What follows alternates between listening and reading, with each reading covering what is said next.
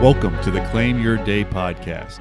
Here, it's all about taking full advantage of the time we have today and becoming intentional with our actions so we each can have the impact we want. If you want to stop drifting through life and start directing your life, and you're open to a short podcast from someone who's working at the exact same thing, then welcome. You're in the right place, my friend. Hi, I'm your host, Nick Mazey. To respect your time and so you can claim your day, let's dive right in. Well, hello, my friend, and welcome. Welcome to episode 13 of the Claim Your Day podcast, and also welcome to this series we're doing on consistency. You know, it's the things we do consistently over time that are going to guide us to where we want to be. They're actually that consistency day in and day out. It's actually going to create our lives. So we're diving into this series on it. This is the fourth episode in this series. If you missed any of the previous ones, make sure you just go back and check them out. Wherever you're listening to this podcast, you should be able to access the past episodes. It's just episode 4 of the series, so we're not too far in. We still have a handful to go. But today we're going to be diving into just the challenges and obstacles that are going to come your way. You know, triggers and setbacks that are going to make it a little bit tough. Yeah, and what to do about it. You know, so that you can be consistent, so that you can make the most of your days, and ultimately guide your life to go where you want it to go. You know, with that, I just want to, it's like starting with a question. You know, have you ever, been there where you have been a little bit consistent? Maybe you developed a good habit. Maybe you started a routine that you knew was good for you, and then you got derailed. Well, let me go ahead and tell you, I've certainly been there. A little bit that's life. I don't know if that's, special to being a parent. I kind of say that's dad life sometimes. I know it's mom life too with my wife. It's just life, especially with the demands for our time and our attention and all the things going on. When you start to get make a little bit of progress and having this good routine and this habit, something's going to happen, and it kind of sucks a little bit. It's not it's not fun. It might be a morning routine that you're just rocking and rolling in, and then all of a sudden you get a little bit off track one day, and then the next day it's a little bit harder, and before you know it, it's been a week. Or if it's you're being consistent with exercising, and then the holidays come or school starts back, and then all of a sudden you're off that routine. And then especially with the exercise, I would say exercise and diet, some of the health things, is once you get a little bit off track, it's even harder. Like if it's exercise, well, then you're just not feeling it. You don't have the energy, or you're a little bit concerned because when you're exercising regularly, your muscles are strong and they're loose. Less chance of injury. But if you've been away from the gym for a little while, or you haven't run in a little while, then it's like it's even a harder mental and physical obstacle to get back into it, and that's tough. It's tough, especially with the diet. The diet's a weird one because if you're eating a bunch of sugar and junk and processed food, that stuff's addicting in and of its own. And so if you've gotten off track with your healthy diet, that's a huge obstacle. Now, I just rattled off a few. Those are ones that I've definitely have experienced probably more times, well, certainly more times than I really care to mention.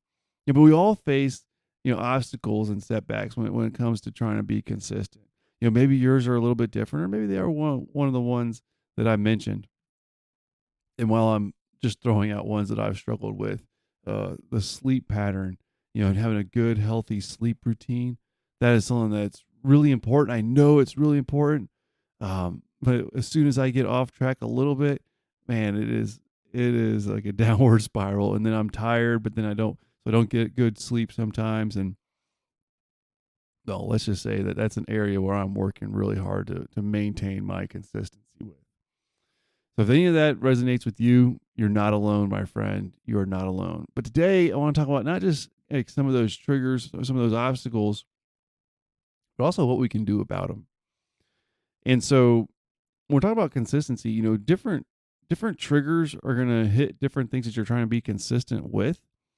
But some of the ones that are consistent, that are across different areas, is those internal triggers, with stress, fatigue, and negative emotions. They come in different areas, they come in different ways, but when we're stressed out, it's hard. It is so hard to think about those good things that we should be doing for our bodies and our goals, and staying true to our values. When you're stressed out and you're tired, and when you have some negative emotions and thoughts going on, shifting back to the importance of having those healthy, consistent routines is extremely difficult. Then you have some external, some outside stuff that can actually make it more difficult too. There's a bunch of social events going on, so you have some social pressure that you want to, be able to fulfill, and even just being there for friends when they have a lot of demands, and those social components, that's going to steer you away from prioritizing what you need for you. Unexpected changes. Oh golly, we all have those. When something pops up out of nowhere, that's going to make it more difficult, for you to say no, and truly focus on your values, your priorities, what you have to have for you, so that you can live your life how you need to. And then that's not being selfish. That's just being intentional. And then also there's these tempting, tempting environments. And a lot of it also has to do with some social stuff. Everyone's doing one thing, and it seems really fun. It seems really good, but then your sleep's going to be shot. Or it seems really fun. It seems really good, but it's going to negatively impact your health, and you know it. And then you're going to get off track with your routine, and it's going to be a little bit of a downward spiral. All these things can happen. They can jump up out of nowhere. But when you have a plan, when you can see them coming, it's going to help you to be better off, so that you don't have to succumb to that. And just a quick little tidbit. A while back, or in a different episode, we talked about, writing down and journaling your progress, like tracking your progress with your consistency. And if you're doing that, then when these challenges and setbacks come up and triggers, when that happens, you're going to notice it. You're going to track it because you're going to be writing it down. And so that can be a good way, just a quick plug for a previous episode. That can be a quick way for you to stay on track with that and identify what's coming up and kind of guard yourself against it. In fact, that was just the last episode, episode 12, where we talked about, tracking that progress.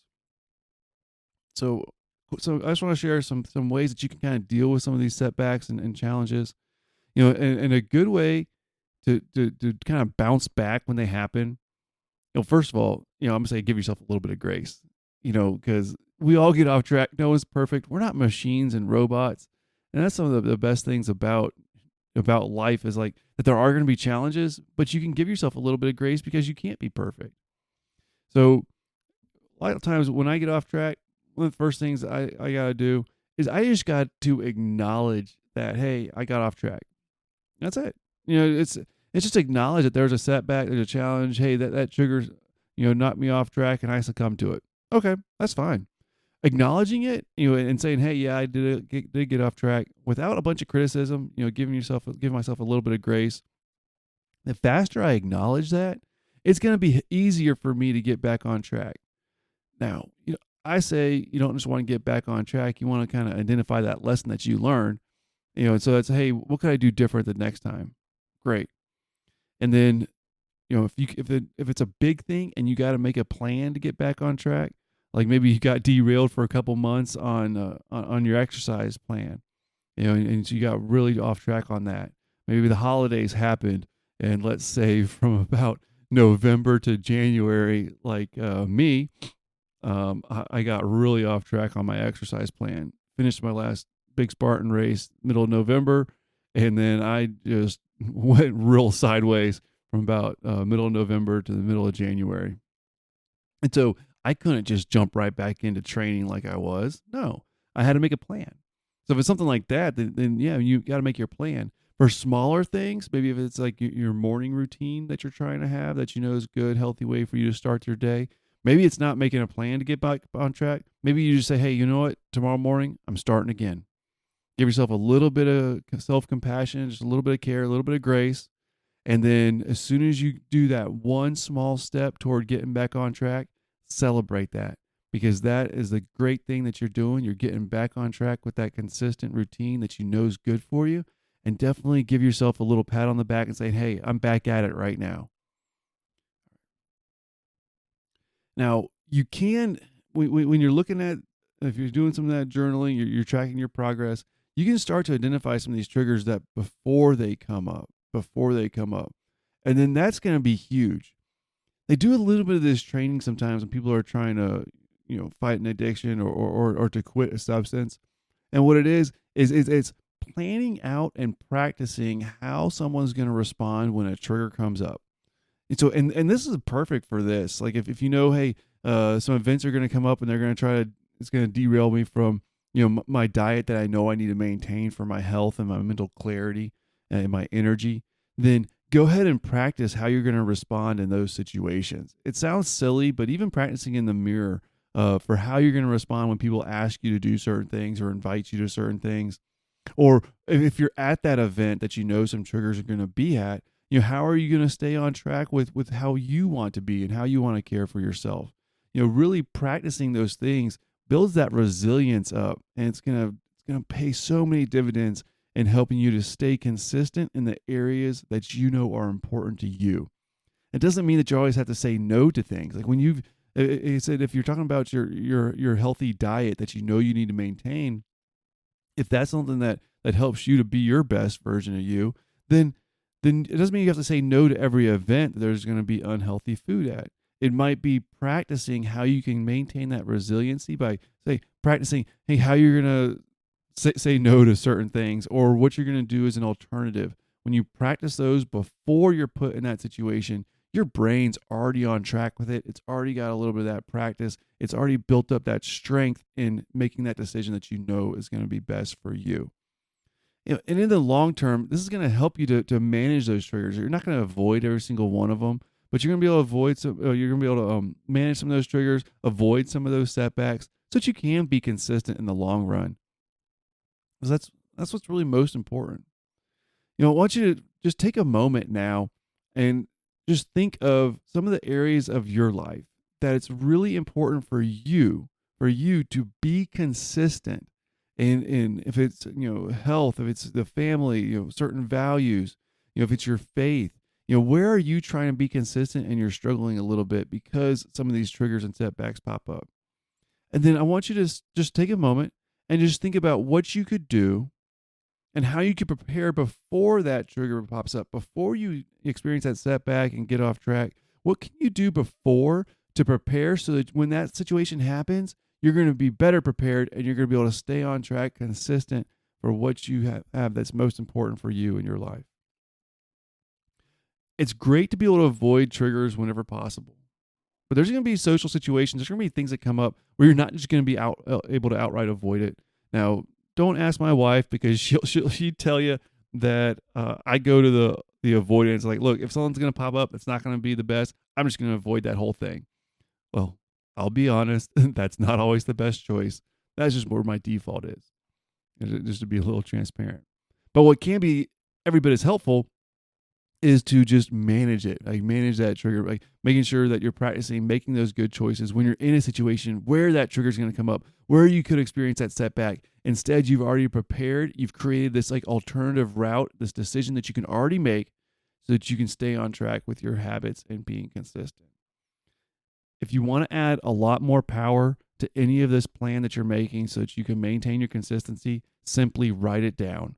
Write it down. When you write things down, it takes more of your brain. You process it, you think through it, you're reading it as you write it. You can say it out loud. And in that way, when things come up that are going to derail you from your plan, you're already prepared for it. And it's even stronger preparation because you've written it down. Like, this is something that I've got to do a lot in my life, whether if it's with my eating habits, whether if it's with my exercise and my health goals.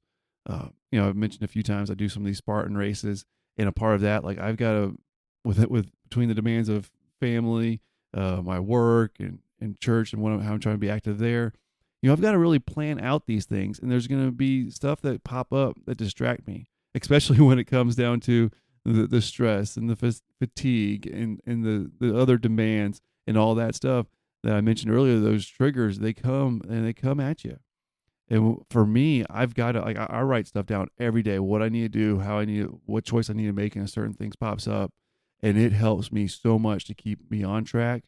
But also when I get knocked off, when I have that setback and I get off track, having written those things down over time, I just jump right back into writing what I need to do the next morning and the next day. And I've built that habit so much that writing it down actually kind of forces me to do it that next day without even thinking about it. Just something for you to practice. And really, I hope these are suggestions that work for me will help you, because you being consistent in the areas of life that are most important to you over the long term, that's what's ultimately going to let you to guide you to that life that you want. It's built up over time, and it's built by claiming your day each and every day. Like you can manage some of these triggers. You can avoid some of them. You can manage the other ones. You can mitigate their impact. You can, when you're getting off track, you have a little bit of a setback, you can give yourself some grace. You can learn from that experience. You can get back on track. You can be consistent in the areas of life that are most important to you. And that's what I want for you, my friend. I hope this episode helps. And make sure you go back, listen to some of the previous ones. We have a few more to come on all about being consistent. And as always, you can go to nickmazy.com. I'm trying to add some more resources there right now. In fact, there's a quiz called a life drift quiz. And it can, with a few simple questions that are about how much you might be drifting in your life right now and not being intentional, it can give you a little bit of a evaluation on that. Check it out. It's a simple little quiz. And then after you go through that quiz, I'm going to share with you some specific things that you can do so that you can become more intentional and drift less. All right, here's to you, my friend. Take care, and I can't wait to talk to you in the next episode.